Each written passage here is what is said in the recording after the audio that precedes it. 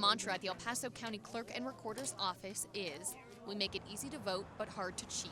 And that's thanks in part to the many safeguards in place, including ballot signature verification. El Paso County Clerk and Recorder Chuck Browerman estimates on average just over half a percentage point of total ballots are flagged each election. If we do the math, roughly 450,000 ballots will be sent out to registered voters in El Paso County for this election, according to Browerman. That will equal roughly 2,700 ballots to be looked at for further review.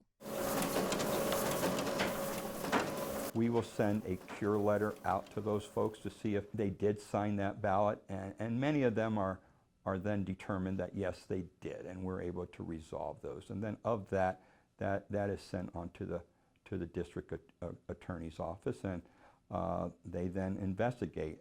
According to data from the Clerk and Recorder's Office, there were 1,987 signature discrepancies for the 2016 general election.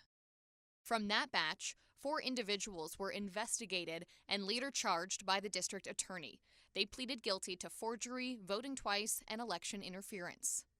Not every county publicly reports voter fraud cases and convictions, but Browerman says he thinks El Paso County may prosecute the most voter fraud cases in the state. It also is credit to the district attorney and the philosophy he sets forth.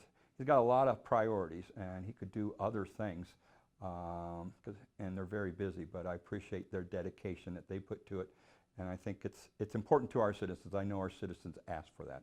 When it comes to voter fraud convictions, at a national level, Colorado ranks middle of the pack.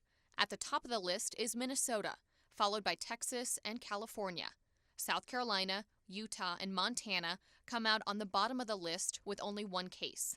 That's according to the Heritage Foundation's election fraud database that looked at information from 46 states. Browerman says there are 4 big measures in place to prevent voter fraud. 1. Mail-in ballots create a paper trail.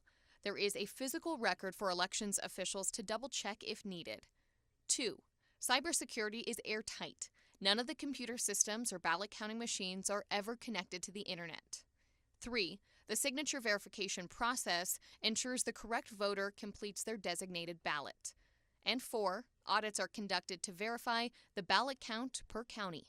Colorado leads the way with the lowest signature rejection rate in the country. The Secretary of State's office says it only happens to about 1% of voters, and odds are the discrepancy was an honest mistake and can be fixed easily.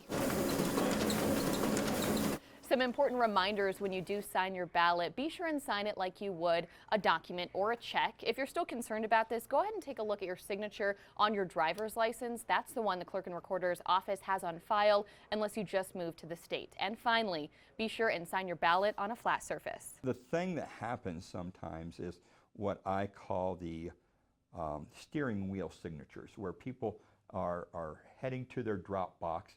They're in line to drop off their ballots at that drop box. The last thing they do is, oh, I need to sign that. So they're signing it on their steering wheel, and that may not be the best platform in the world to give us a good signature. In Colorado Springs, I'm Bryn Carmen, KRDO News Channel 13.